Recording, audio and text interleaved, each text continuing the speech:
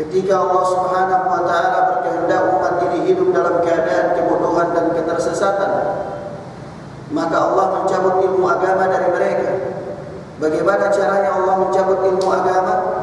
Allah mematikan para ulama di antara mereka. Allah mematikan referensi umat.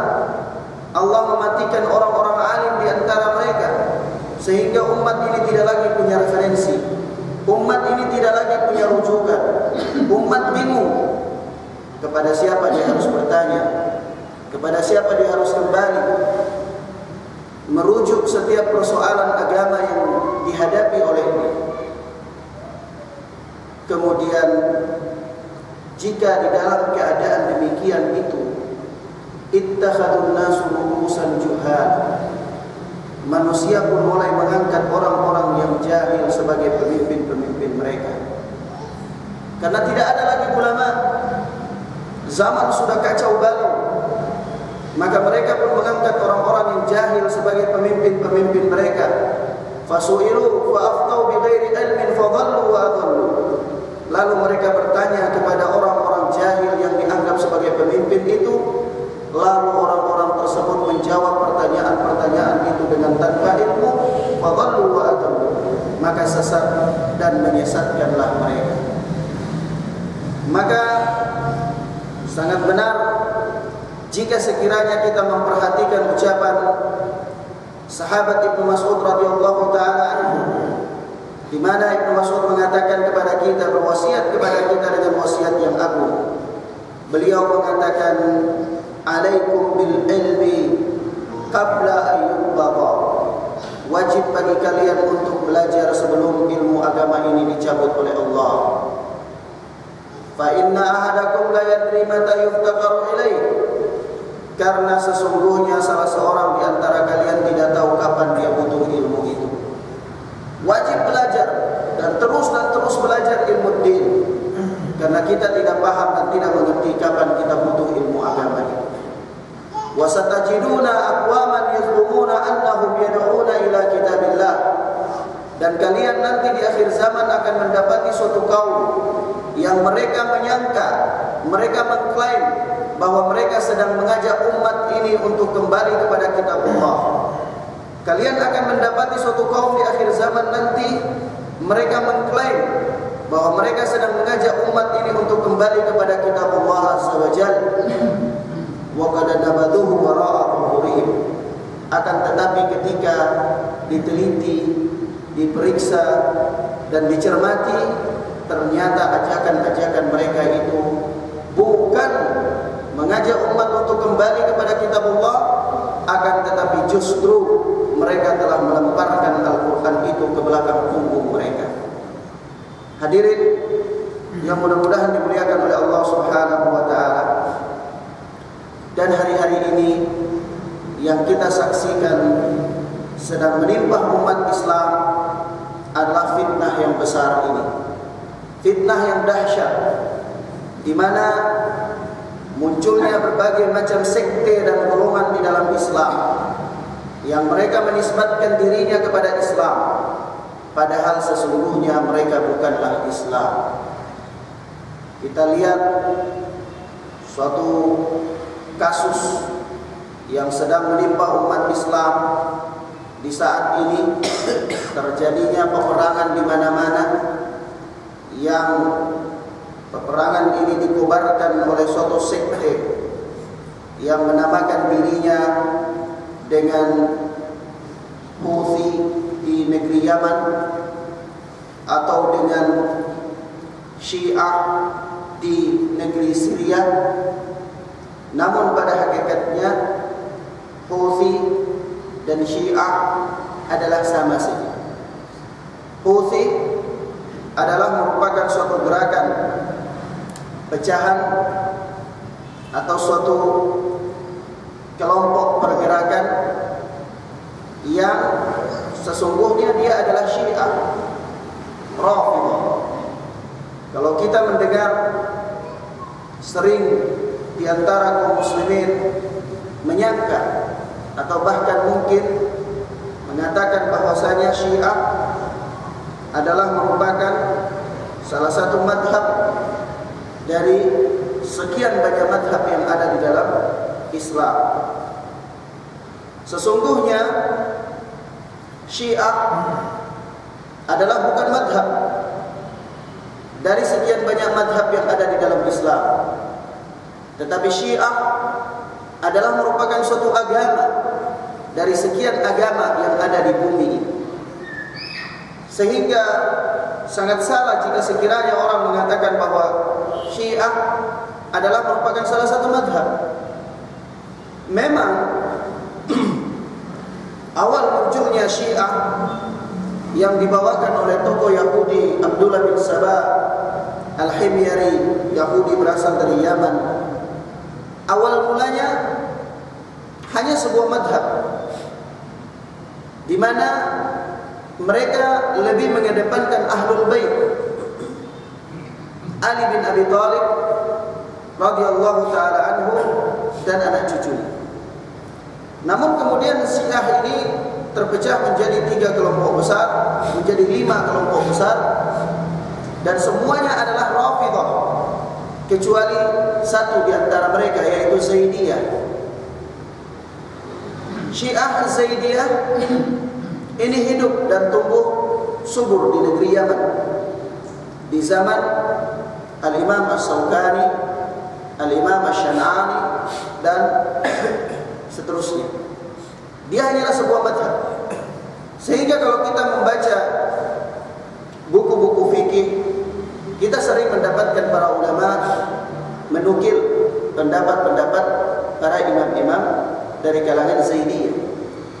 Namun perkembangan zaman terus berlangsung sampai hari ini seluruh sekte yang ada dalam Syiah telah punah. Yang ada hanyalah Rafidhah. Yang tersisa sekarang adalah Rafidhah. Sehingga kalau pada awal masa-masa munculnya Syiah ini, kita katakan bahwasanya setiap Rafidhah itu pasti Syiah. Tapi setiap Syiah belum tentu Rafidhah. Namun karena pergeseran waktu, perkembangan zaman yang berjalan terus-menerus, seluruh jenis dan sekte yang ada di dalam Syiah ini punah, yang tersisa hanya Rafidhah. Maka sekarang ini jika kita katakan Syiah, maka itu pasti Rafidhah, dan Rafidhah itu pasti adalah Syiah. Sehingga hadirin yang mudah-mudahan dimuliakan oleh Allah Subhanahu wa taala, dengan demikian kita lihat bahwa Rafidhah adalah merupakan salah satu agama dari sekian banyak agama yang ada di bumi ini. Kenapa kita katakan Rafidhah adalah suatu agama? Karena Rafidhah sesungguhnya bukanlah Islam, di mana dia tidak meyakini adanya mushaf atau Al-Quran yang ada di tangan kita di zaman ini, yaitu mushaf Utsmani. Dia meyakini bahwa dia mempunyai mushaf tersendiri yang 3 kali lipat jauh lebih baik daripada mushaf yang ada di tangan kita, yang bernama mushaf Fatimah. Dia mempunyai beberapa keyakinan-keyakinan yang jika sekiranya kita membahasnya terlalu panjang, maka cukup saja kita katakan bahwasanya Rafidhah bukanlah Islam. Dan ini telah dibuktikan secara ilmiah dan dikatakan oleh para ulama kita.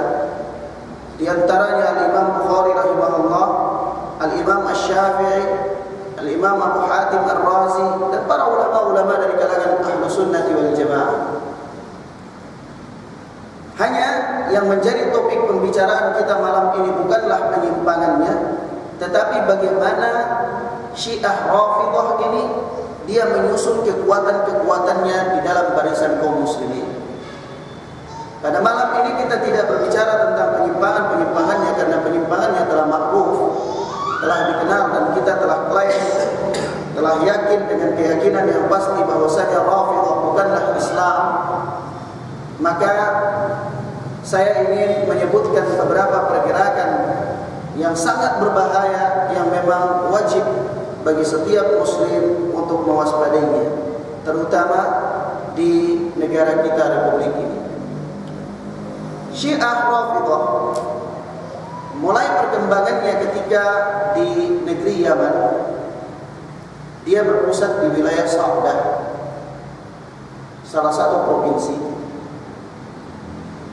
Awalnya pemimpin Rafidhah ini yang kita kenal, akhir-akhir ini negeri Yaman bergejolak dengan kelompok yang namanya Houthi.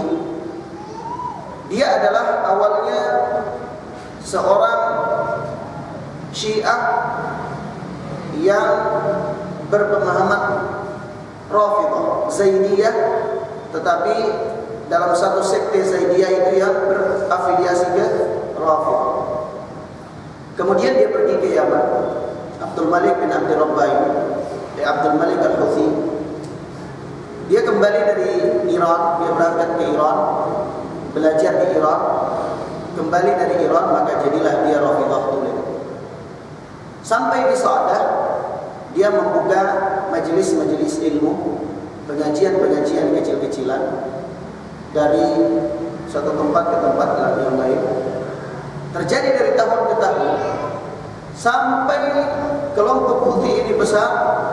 Dia berubah menjadi suatu gerakan yang sekarang atau beberapa kali kita kenal terjadinya pemberontakan di negeri Yaman. Bahkan hari ini dia berusaha untuk menggulingkan pemerintahan Yaman. Bahkan kalau kita mau katakan bahwa Yaman hari ini tidak ada pemerintah, karena Houthi mengklaim bahwa pemerintahan adalah menjadi hak miliknya, sementara pemerintahan yang ada Abdul Malik juga adalah pemerintahan yang telah rapuh. Maka ikhwan, ini terjadi yang berawal mula dari hanya sebuah kelompok pengajian kecil saja. Namun kemudian begitu militansinya keadaan mereka, sampai kelompok pengajian kecil ini berubah menjadi suatu kekuatan besar yang mampu melakukan kudeta terhadap pemerintahan negeri Yaman.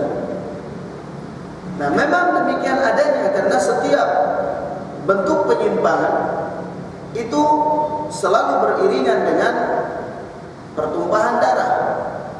Kita lihat bagaimana penyimpangannya Khawarij ketika mereka menyimpang di zaman Ali bin Abi Thalib. Yang terjadi adalah peperangan dan pertumpahan darah. Begitu juga setiap penyimpangan selalu berakhir dengan pertumpahan darah.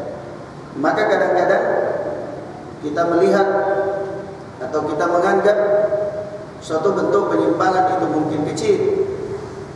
mungkin kecil, sehingga kita tidak mewaspadai. Namun kemudian penyimpangan yang kecil itu berakibat pada akibat yang sangat besar dan fatal. Kita lihat pergerakan di negeri Yaman. Houthi ini dia mempunyai suatu kebiasaan, karena memang dia berkeyakinan bahwa wilayah atau kepemimpinan itu telah diwasiatkan oleh Rasulullah sallallahu alaihi wasallam kepada Ali bin Abi Thalib. Artinya sesudah Rasulullah wafat, itu wilayah kepemimpinan itu harus diberikan kepada Ali bin Abi Thalib dan anak cucunya. Sehingga barang siapa yang menjadi pemimpin khalifah sesudah Rasulullah selain Ali bin Abi Thalib dan anak cucunya, itu dianggap merampas hak mereka. Sehingga kita kenal sesudah Rasulullah wafat yang menjadi Amirul Mukminin adalah Abu Bakar As-Siddiq, kemudian Umar bin Khattab, kemudian Utsman bin Affan. Dalam keyakinan Rafidhah ini mereka merampas, Abu Bakar, Umar, Utsman merampas hak kepemimpinan dari Ali bin Abi Thalib. Kenapa? Karena menurut keyakinan Rafidhah, kepemimpinan ini telah diwasiatkan oleh Rasulullah SAW kepada Ali bin Abi Thalib. Kenapa mereka tidak memberikannya kepada Ali bin Abi Thalib? Ini keyakinan mereka. Dengan apa mereka berkeyakinan begini? Mereka selalu mengedepankan apa yang kita kenal dalam keyakinan Syiah dengan hadis Ghadir Qum. Hadis Ghadir Qum ini mereka berkeyakinan bahwasanya ada suatu hadis di mana hadis ini menunjukkan bahwasanya Rasulullah SAW telah berwasiat tentang kepemimpinan ini kepada Ali bin Abi Thalib.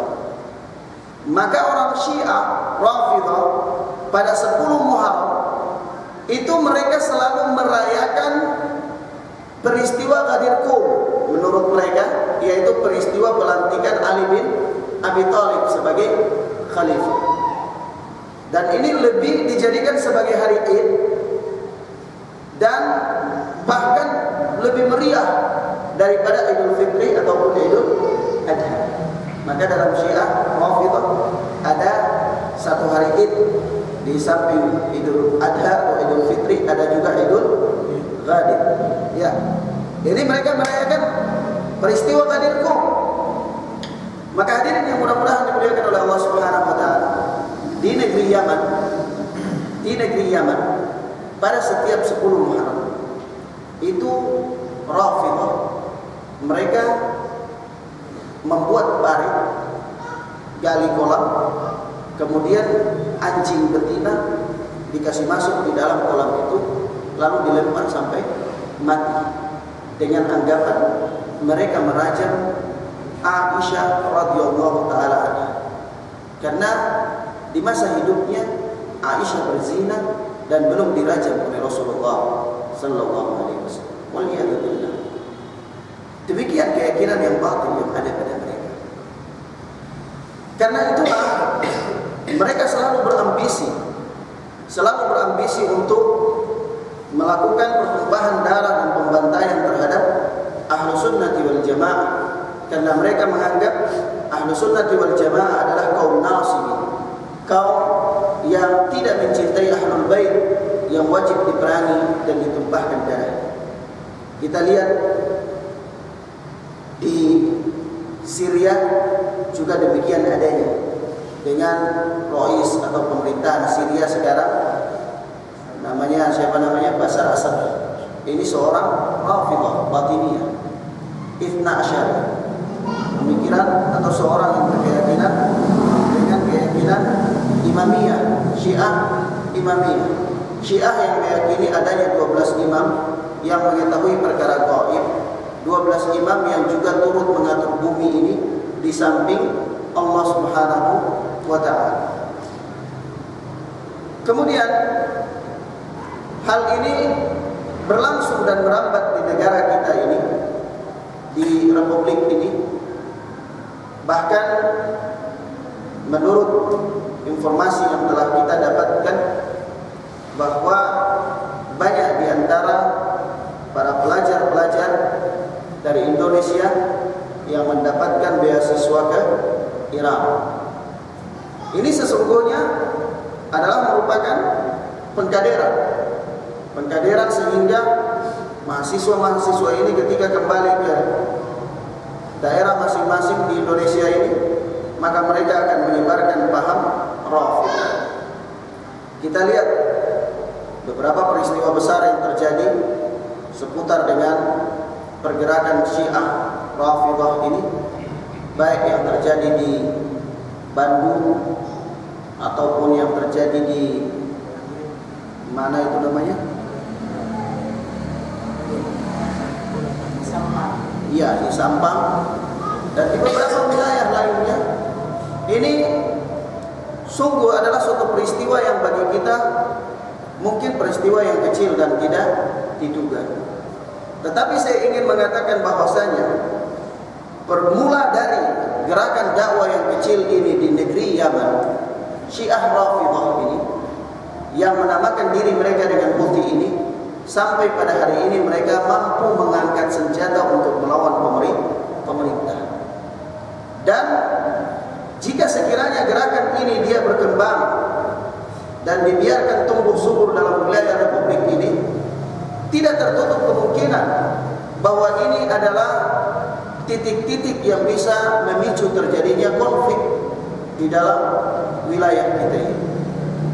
Maka hadirin yang mudah-mudahan dimuliakan oleh Allah Subhanahu wa taala, sekecil apapun gerakan atau penyimpangan daripada Rafidhah ini adalah bahaya bagi umat Islam, sehingga wajib bagi umat Islam siapapun dia wajib untuk mewaspadai gerakan Rafidhah dengan nama apapun yang mereka ungkapkan.